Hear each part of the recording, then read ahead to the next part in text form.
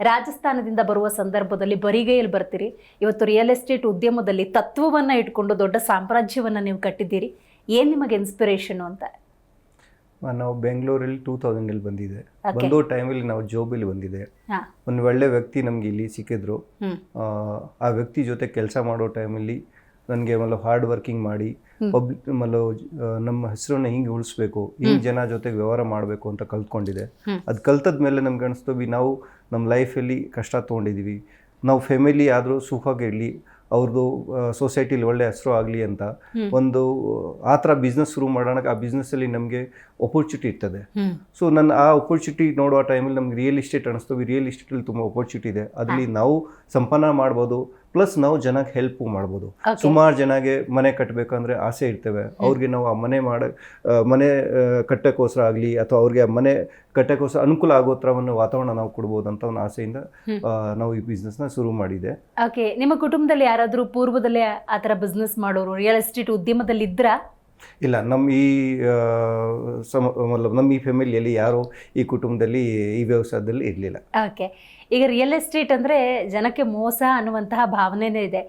Real ಎಸ್ಟೇಟಲ್ಲಿ ಒಂದು ತತ್ವ ಇಟ್ಕೊಂಡಿದ್ದೀರಿ, ಒಂದು ಡಿಸಿಪ್ಲಿನ್ ಇದೆ, ಒಂದು ಶಿಸ್ತಿದೆ, ಅಂದರೆ 4 ಜನಕ್ಕೆ ಉಪಕಾರ ಆಗಬೇಕು ಅನ್ನುವಂತಹ ಮನೋಭಾವ ಇದೆ. ಇದು ಹೇಗೆ ಅಂತ? ಇದೇ ತಾವು ಹೇಳೋ ಪ್ರಕಾರ ರಿಯಲ್ ಎಸ್ಟೇಟಲ್ಲಿ ಮೋಸ ಇದೆ. ಡೆವಲಪರ್ ಆಗಲಿ ಅಥವಾ ಸುಮಾರು ಆಪ್ಷನ್ ಇದೆ, ಅಲ್ಲಿ ಕಸ್ಟಮರ್ಗೆ ಮೋಸ ಆಗುತ್ತೆ. ಸೊ ನಾವು ಈ ಕಂಪ್ನಿ ಶುರು ಮಾಡೋ ಟೈಮಲ್ಲಿ ಮೈಂಡಲ್ಲಿ ಇತ್ತು, ಈಗ ಜನಗೆ ಈ ಥರದ್ದು ಮೋಸ ಆಗಬಾರ್ದು ಅಂತ ಭಾವನೆ ಇಟ್ಕೊಂಡು ಆ ಕಂಪ್ನಿ ಶುರು ಮಾಡೋ ಟೈಮಲ್ಲಿ ರಿಯಲ್ ಎಸ್ಟೇಟ್ ಬಿಸ್ನೆಸ್ ಶುರು ಮಾಡೋ ಟೈಮಲ್ಲಿ ಅದನ್ನು ಯೋಚನೆ ಮಾಡಿಕೊಂಡು ನಾವು ಫೀಲ್ಡ್ಗೆ ಬಂದಿದ್ದೀವಿ. Okay, right sir. ಆರಂಭದಲ್ಲಿ ಫಿನಾನ್ಸ್ ರಿಲೇಟೆಡ್ ಜನಸಾಮಾನ್ಯರಿಗೆ ಸಹಾಯವಾಗುವಂತಹ ಸಾಲದ ಬಿಸ್ನೆಸ್ಸನ್ನು ಆರಂಭ ಮಾಡಿ ಸಾಲ ಕೊಡುವಂಥದ್ದು, ಇದು ಹೆಂಗೆ ಆರಂಭ ಆಯಿತು? ಯಾವ ಥರ ಥಾಟ್ ಜನರೇಟ್ ಆಯಿತು? ಹೆಂಗೆ ಇದನ್ನ ಎಕ್ಸಿಕ್ಯೂಟ್ ಮಾಡಿದ್ರಿ ಅಂತ? ನಾವು ಇಲ್ಲಿ ಬೆಂಗಳೂರು ಬಂದ ಟೈಮಲ್ಲಿ ಯಾರು ಕಂಪ್ನಿಗೆ ನಾವು ಇಲ್ಲಿ ಜಾಬ್ ಬಂದಿದ್ದೀವಿ ಅವ್ರು ನಮ್ಮ ಫ್ಯಾಮಿಲಿ ರಿಲೇಟಿವ್ ಥರನೇ. ಓಕೆ. ಸೊ ಅವ್ರ ಬಿಸ್ನೆಸ್ ಬಂದು ಆಟೋಮೋಟಿವ್ ಫೈನಾನ್ಸ್ ಬಿಸ್ನೆಸ್ ಇದ್ದಿದ್ದು. ಮೀನ್ಸ್ ಹಳೆ ಟೈಮಲ್ಲಿ ಬ್ಯಾಂಕ್ ಕೂಡ ಹಳೆ ವೆಹಿಕಲ್ಗೆ ಲೋನ್ ಕೊಡ್ತಾ ಇರಲಿಲ್ಲ.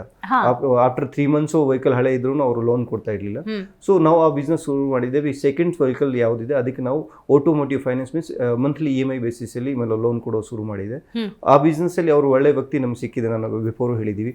ಆ ವ್ಯಕ್ತಿ ನನಗೆ ಇನ್ಸ್ಪೈರ್ ಮಾಡಿದ್ರು, ನೀವು ಜಾಬ್ ಮಾಡೋ ಜಾಗದಲ್ಲಿ ನಮ್ಮ ಜೊತೆಗೆ ನೀವು ಬಿಸ್ನೆಸ್ ಮಾಡಿ ಅಂತ. ಸೊ ನಾನು ಅವ್ರ ಜೊತೆಗೆ ಬಿಸ್ನೆಸ್ ಅಲ್ಲಿ ಜಾಯಿನ್ ಆಗಿದೆ.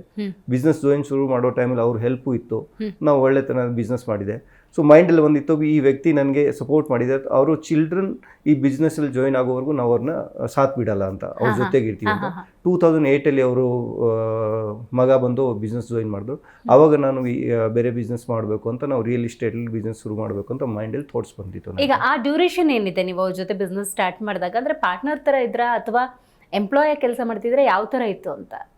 ನಾವು ಅವ್ರ ಜೊತೆಗೆ ಎಂಪ್ಲಾಯಿ ಬಂದಿದೆ, ಬಟ್ ಅವರು ನನಗೆ ಒಂದು ದಿವಸನೂ ಎಂಪ್ಲಾಯಿ ತರ ಟ್ರೀಟ್ ಮಾಡಿಲ್ಲ. ನಾನು ಓನರ್ ಆಗಿ ಅವ್ರ ಕಂಪ್ನಿಯಲ್ಲಿ ಇದ್ದಿದೆ ಯಾವಾಗಲೂ. Okay okay. Zee Kannada news ಈಗ ನಿಮ್ಮ ಮನೆಯಲ್ಲೇ ನೋಡಿ. ಎಲ್ಲ ಕೇಬಲ್ಗಳಲ್ಲಿ ಈಗ ಲಭ್ಯ.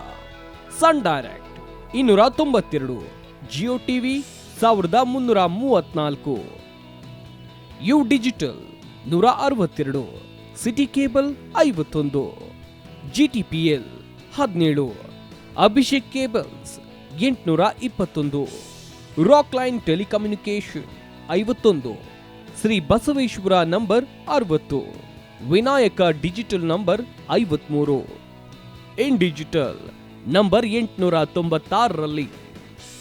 ನಿಮ್ಮಿಸ್ತದ ಜಿ ಕನ್ನಡ ನ್ಯೂಸ್ ನೋಡಿ ಆನಂದಿಸಿ.